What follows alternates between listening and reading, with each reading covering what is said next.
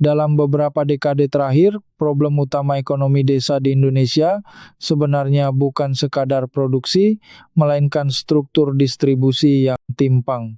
Petani sering menjual hasil panen dengan harga rendah kepada tengkulak, sementara konsumen di kota justru membeli dengan harga jauh lebih mahal. Disinilah pemerintah Prabowo mencoba melakukan intervensi struktural melalui program Koperasi Desa Merah Putih.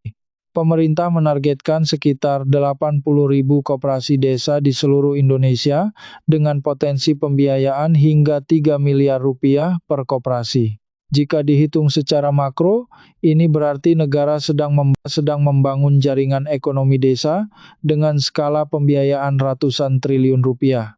Tujuannya jelas, menciptakan pusat kegiatan ekonomi desa yang mampu mengelola distribusi pangan, logistik hasil pertanian, hingga pembiayaan usaha kecil. Logika ekonominya cukup sederhana. Ketika petani menjual hasil panen melalui koperasi, nilai tambah tidak lagi berhenti pada tengkulak, tetapi kembali kepada masyarakat desa itu sendiri. Koperasi dapat berfungsi sebagai agregator produksi, pusat penyimpanan hasil panen, sekaligus distributor ke pasar yang lebih luas. Dengan demikian, desa tidak lagi hanya menjadi tempat produksi bahan mentah, tetapi mulai masuk ke rantai nilai ekonomi yang lebih panjang.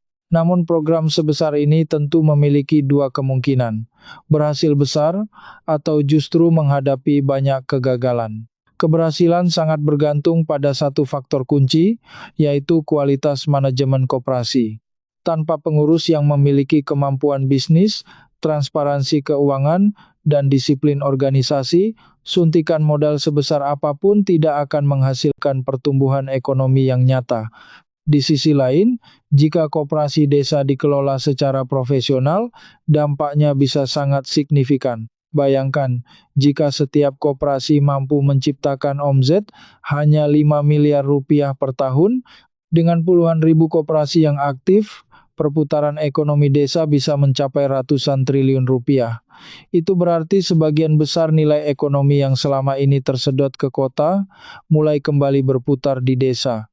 Program ini tidak hanya menguji kemampuan pemerintah dalam menyediakan pembiayaan, tetapi juga menguji apakah masyarakat desa mampu mengelola institusi ekonomi secara kolektif. Jika berhasil, Koperasi Desa Merah Putih berpotensi menjadi pondasi baru bagi ekonomi pedesaan Indonesia. Indonesia Maju 2045 bukanlah utopia semata. Bagaimana pendapat Anda? Follow subscribe akun ini